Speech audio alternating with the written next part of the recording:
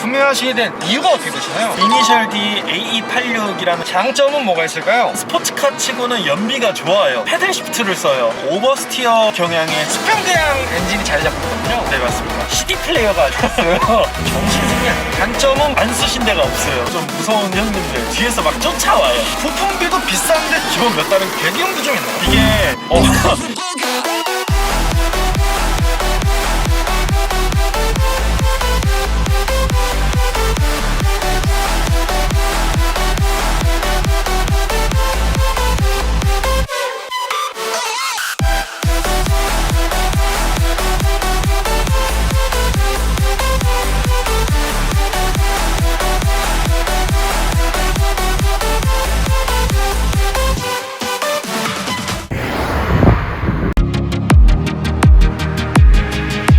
형님들 안녕하세요, 황기사입니다. 레이싱 만화인 이니셜 D의 주인공 타쿠미의 자동차 후속 모델로서 도요타와 스바루가 공동 개발하여 2012년부터 생산하는 경량 스포츠 쿠페인 바로 도요타 86입니다. 혁신적인 기술력과 풍부한 장점을 바탕으로 도요타 86 구매를 고민하시는 분들이 굉장히 많으실 텐데요. 그래서 도요타 86 차주분을 만나러 경기도 일산시에 도착했습니다. 가볍게 자기소개 한번 부탁드릴게요. 네, 안녕하십니까. 몬스터 리퍼블릭 ENT라는 엔터테인먼트 회사에서 영상과 사진업을 하고 있는, 이름은 요시모토 타카이고 한국 이름은 이상현입니다. 일본 분이신 거예요? 어머니는 한국 분이시고 아버지가 일본 분이세요. 근데 귀화를 해가지고 지금은 엄밀히 따지면 한국 사람입니다. 이 차량의 소개 좀 부탁드릴게요. 이 차량은 도요타 AE86 후속 모델인 ZN6 일명 86이라는 차가 되겠습니다. 연식은 2012년식이고요. 트림이라고 할 게 딱히 없어요. 그리고 이 차량 주황 색깔 86은 처음 본 것 같거든요. 이니셜 D 애니메이션 마지막 화를 보면은 주인공의 차가 터져요. 그래서 이제 운행이 안 되는데 아빠 차를 몰고 두부 배달을 하다가 이 차랑 마주치는데 그 차의 색상이 이거인 거예요. 메탈릭 오렌지입니다. 그래서 굳이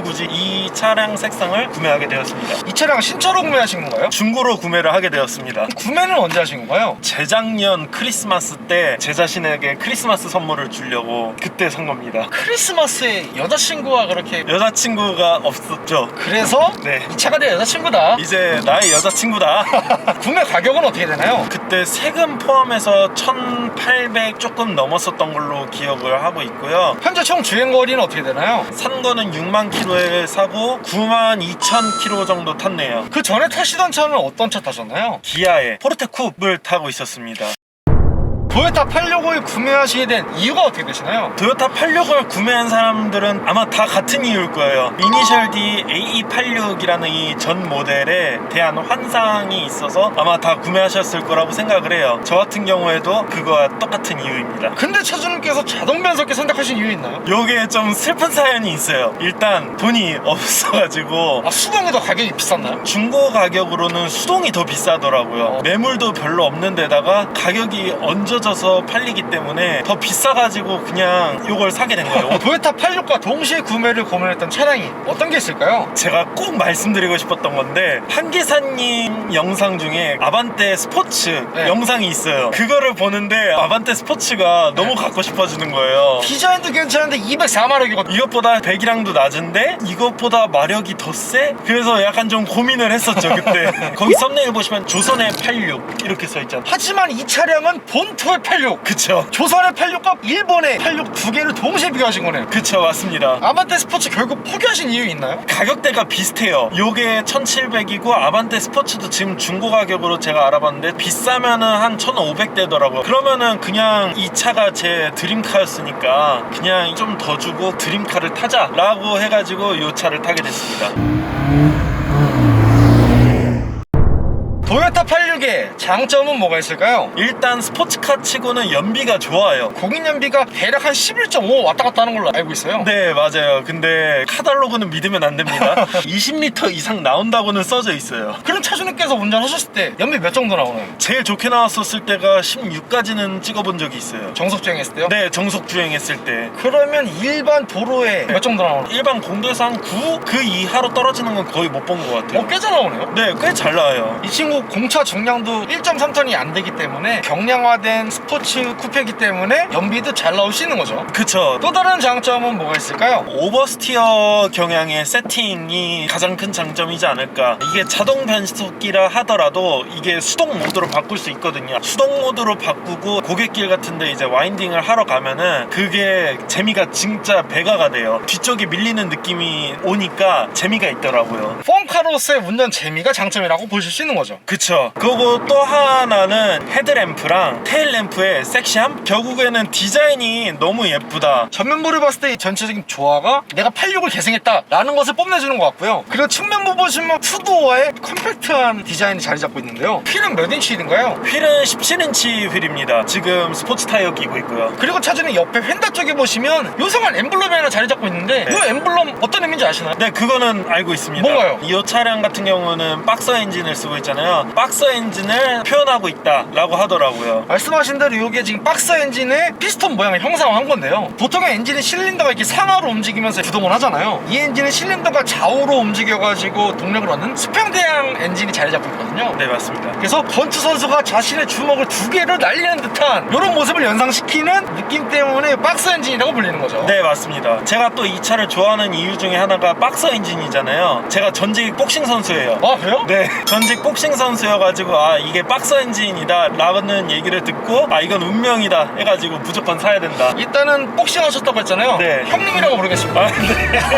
그리고 저는 토요타 86의 디자인의 완성은 후면부가 아닐까 싶어요. 뭔가 우주선의 아톰을 닮은 것 같은 약간 날렵한 눈, 그리고 저 스포일러가 되게 두껍더라고요. 맞아요. 네. 스포일러 엄청 두꺼워요. 하단부의 가운데 묵직한 디퓨저와 더불어서 이 듀얼 머플러가 디자인을 완성시켜주고 있어요. 그리고 보통 토요타 86 실내 디자인이 약간 너무 플라스틱 같은 거 있는 거 아니냐, 아쉽다라고 말하는 분들이 꽤 많으신 것 같은데 차주님은 마음에 드시나요? 저는 좀 올드한 거 좋아하거든요. 네. 막 7080 노래도 좋아하고 그런데 올드한 감성을 좋아하다 보니까 저는 이게 가장 마음에 드는 부분 중에 하나예요. 가장 마음에 드는 부분은 CD 플레이어가 아직 있어요.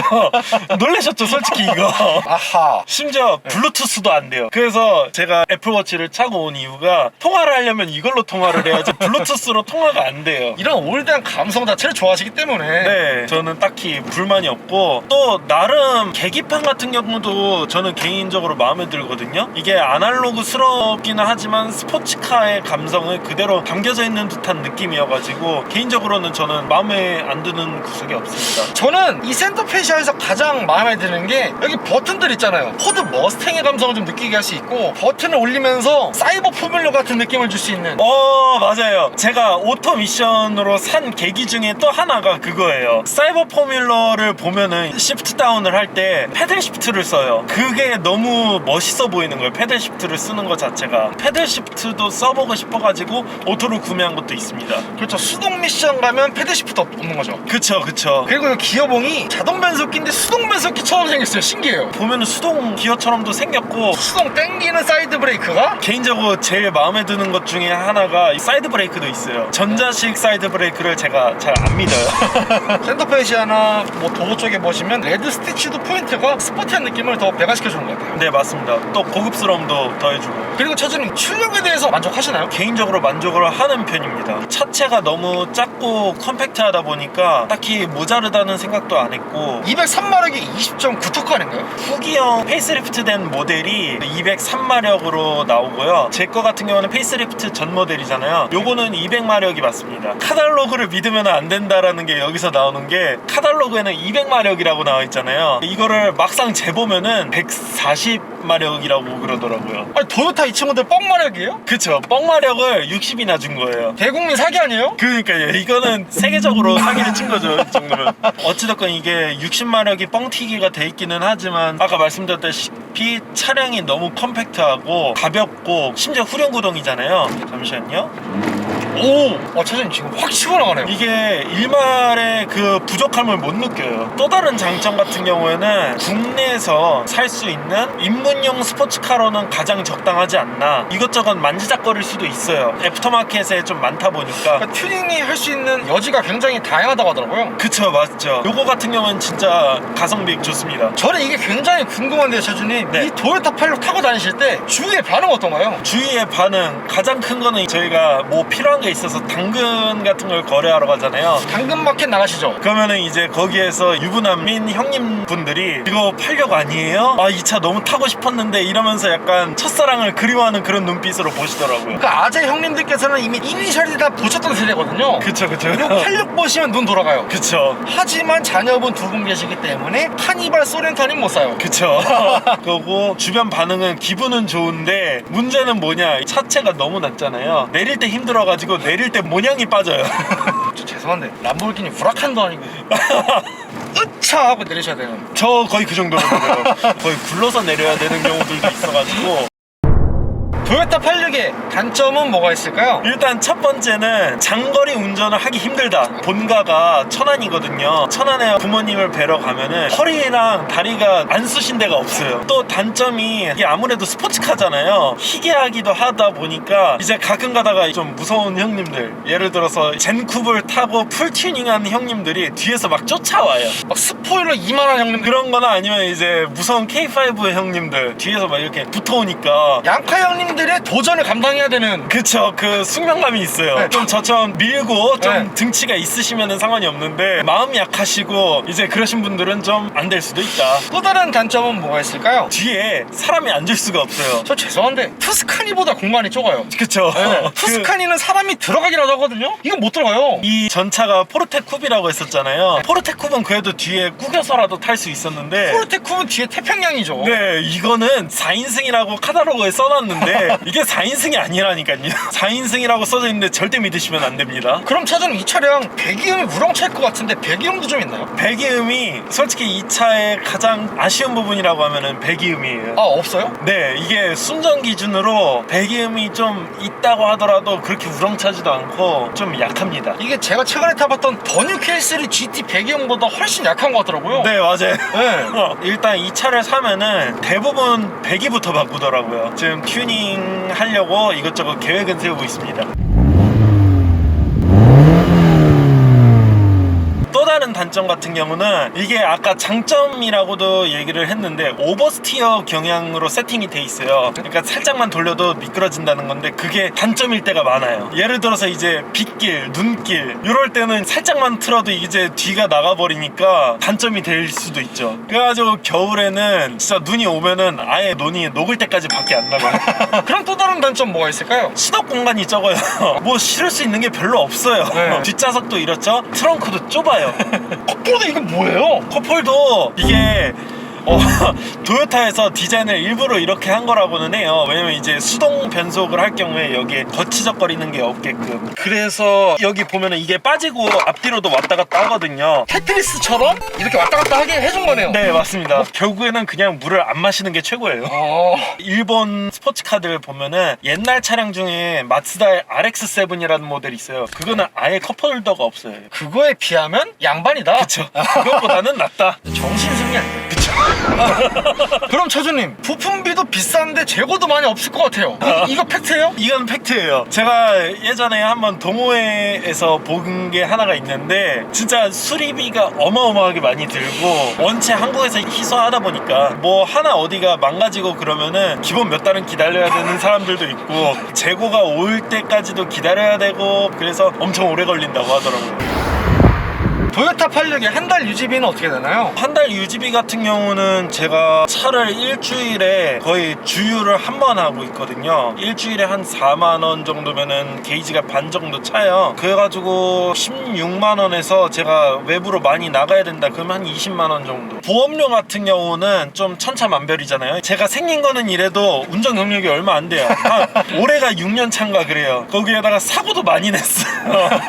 보험비가 좀 많이 비싸게 나오는데 180만원 나왔어요. 근데 동호회 보면은 한 70 나오신다는 분도 많고 엔진오일 같은 경우는 거의 한 10만원 조금 넘었었던 걸로 기억하는데 그 이후로 거의 제가 바꿔가지고. 그 10만 원이 토요타 센터 가셨을 때 말씀하시는 건가요? 아니요, 제가 다니는 카센터가 있는데 거기에 가서 맡기면 한 10만원 정도 나오고 있습니다. 자동차세는 한 번 낼 때마다 19만원씩 내고 있어요. 타이어는 한국 스포츠 타이어를 하나 끼고 있는데 그때 당시에 한 50만원 들었던 것 같아요. 토요타 86을 구매하신 걸 후회하시진 않나요? 이 차를 구매한 게 제 인생의 가장 큰 터닝 포인트거든요. 크리스마스에 구매하셨기 때문에. 아니요.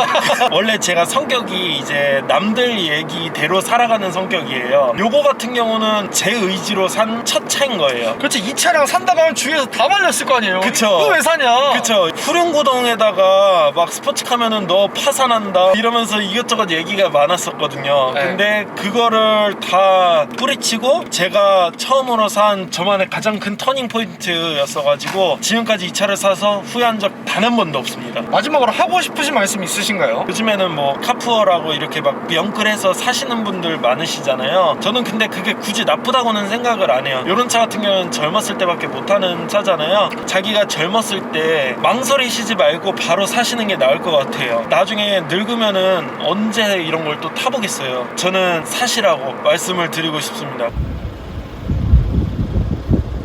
구독과 좋아요 살포시 부탁드리고요. 그리고 제가 차주 인터뷰 촬영을 위해 전국 방방곡 꼭 가고 있으니 아래에 있는 메일 주소로 출연 신청 부탁드리고요. 형님들 오늘도 좋은 하루 되세요.